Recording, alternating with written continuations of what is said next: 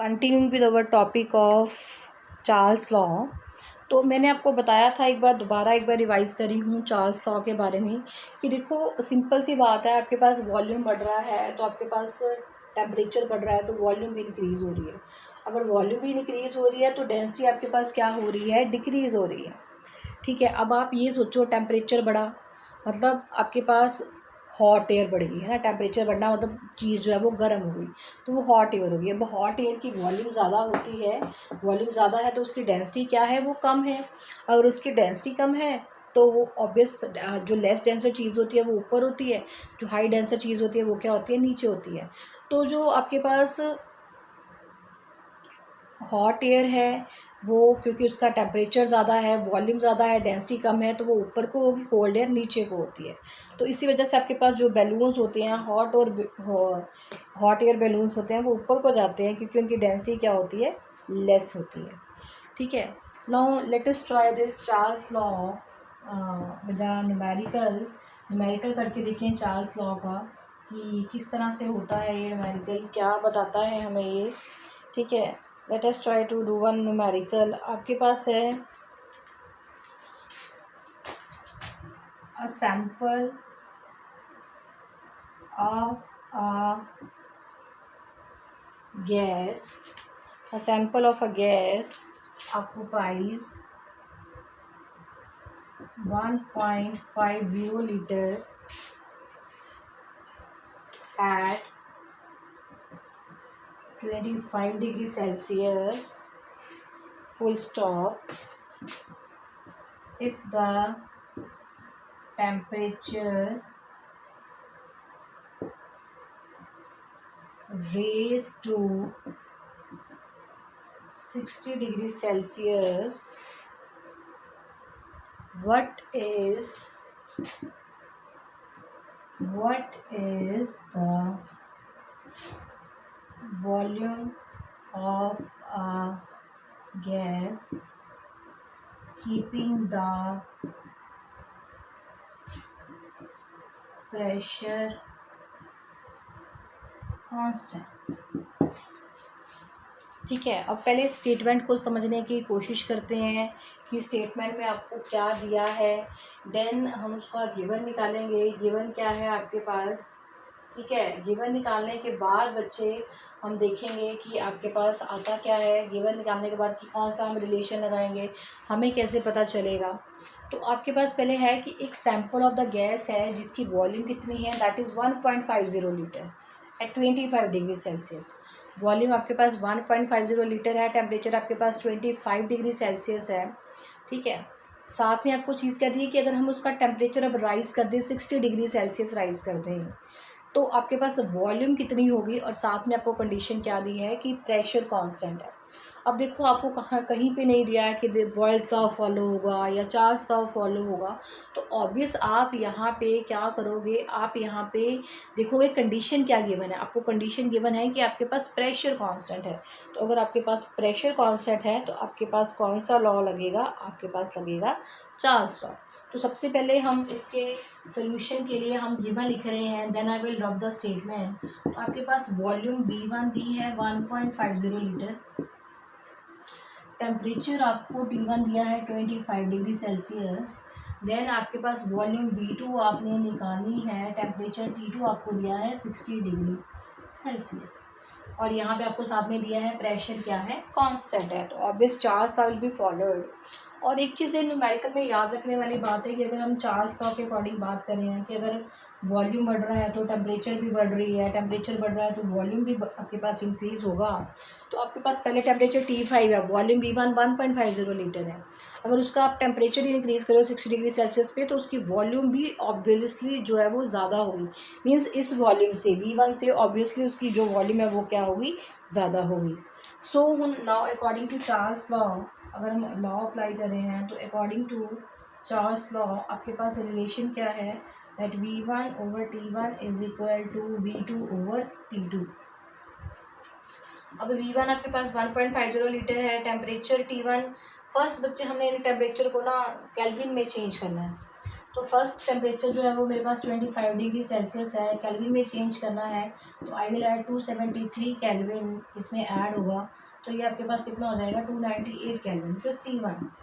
T2 आपको 60 degree Celsius given है, इसको हमने केल्विन में चेंज करना है तो 273 ऐड करो, sorry here is 60, that is 338 kelvin. ठीक है, अब आपके पास टेम्परेचर आ गए, हम वॉल्यूम पुट करेंगे तो आपके पास कितनी वैल्यू आ रही है, 1.50 लीटर है, टेम्परेचर आपके पास 298 केल्विन है, V2 हमने निकालना है, T2 आपके पास 338 केल्विन है, तो केल्विन केल्विन कैंसिल, V2 आपने निकालना है तो वो किसके इक्वल होगा 1.50 litre into 338 by 298।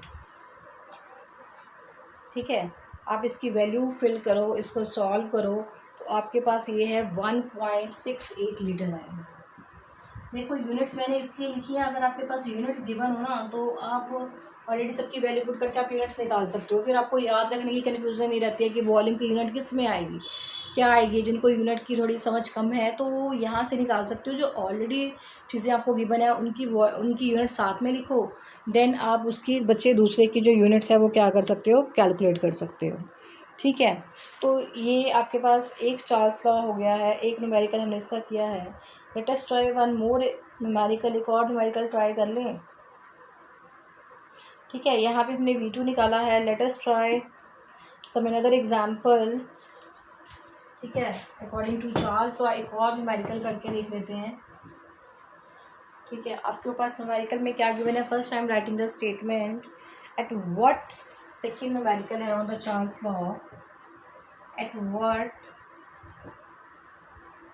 centigrade,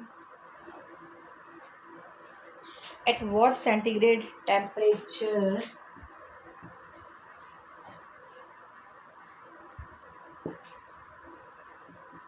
will be given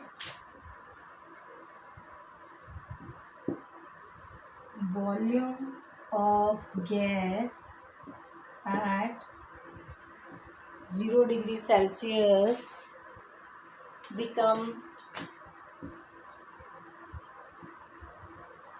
double its volume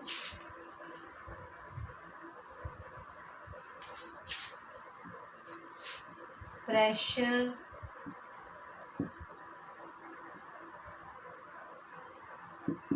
remaining constant. आपको पहले गिवन क्या है, फिर हमने निकालना क्या है, हमने वो चीज़ें देखनी है। तो सबसे पहले हमने क्या दिया आपको, at what centigrade temperature. Obvious आपने क्या निकालना है, टेम्परेचर निकालना है, और किस में निकालना है, सेंटीग्रेड में निकालना है। ठीक है, सेकंड आपको क्या दिया है, given volume of the gas at 0 degree Celsius become double it's value. ठीक है, विल बी क्या है, at what centigrade temperature will be given volume of the gas at 0 degree Celsius become double its volume pressure remaining constant. ठीक है, मतलब आपको बताया है कि जो 0 डिग्री सेल्सियस पे जो वॉल्यूम है, किसी और टेम्परेचर पे जो वॉल्यूम है वो डबल हो जाती है, तो आपने वो टेम्परेचर कैलकुलेट करना है जहाँ पे जाके इसकी जो वॉल्यूम है वो क्या हो जाती है, डबल हो जाती है। तो सोल्यूशन के लिए let us say that V1 is equal to V, हमने V मान लिया। टेम्परेचर T1 आपके पास 0 डिग्री सेल्सियस है, तो अगर हम इसको 273 केल्विन लिख सकते हैं। V2 हमें गिवन है कि 2 वो डबल हो जाएगा। T2 हमने क्या करना है, निकालना है, और प्रेशर आपको क्या दिया है, कांस्टेंट दिया है। तो अब इसकी वैल्यू पुट करें, हम वैल्यू पुट करके देखने की कोशिश करते हैं कि आपके पास कितनी टेम्परेचर आएगा जहाँ पे जाके गैस की वॉल्यूम डबल हो जाएगी। तो आपके पास है V1 T1 is equal to V2 over T2। V1 आपके पास V है, टेम्परेचर आपके पास 273 केल्विन में है। V2 आपके पास कितना है, 2V है। टेम्परेचर आपके पास हमने T2 जो है वो हमने निकालना है। ठीक है, तो V के साथ V कैंसिल, T2 आपके पास क्या आएगा, 2/T/273, T2 is equal to sorry गलत लिख दिया मैंने यहाँ पे। आपके पास क्या आएगा, T2 is equal to 2 × 273 kelvin, that is 546 kelvin. ये आपके पास बच्चे T2 की वैल्यू आई है, बट ये वॉल्यूम जो टेम्परेचर आया है आपके पास वो केल्विन में है, और हमें सेंटीग्रेड में बोला गया था निकालने के लिए। ठीक है, तो ये आपके पास केल्विन में है, इसको सेल्सियस में चेंज करने के लिए अब temperature in kelvin is equal to क्या होता है, temperature in Celsius plus 273, temperature in Celsius की इक्वल होता है। तो केल्विन में आपके पास है 546 केल्विन, सेल्सियस वाला टेम्परेचर आपने निकालना है, प्लस 273, तो temperature in Celsius is equal to 546 kelvin minus 273। Kelvin लिख सकते हो या आप नहीं लिखना चाहते 546 रहने दो। ठीक है, तो आप इसको सॉल्व करो, आपके पास कितना आ रहा है, ये 273 डिग्री सेल्सियस आ रहा है, 273 degree Celsius, that is in temperature in Celsius. ठीक है, तो 546 केल्विन है आपके पास, उसका टेम्परेचर दूसरे का कितना आएगा, 273 डिग्री सेल्सियस आएगा। So this is all about the Charles law. अभी और भी लॉ हमारे पास बाकी हैं जो हमें करने हैं। ठीक है।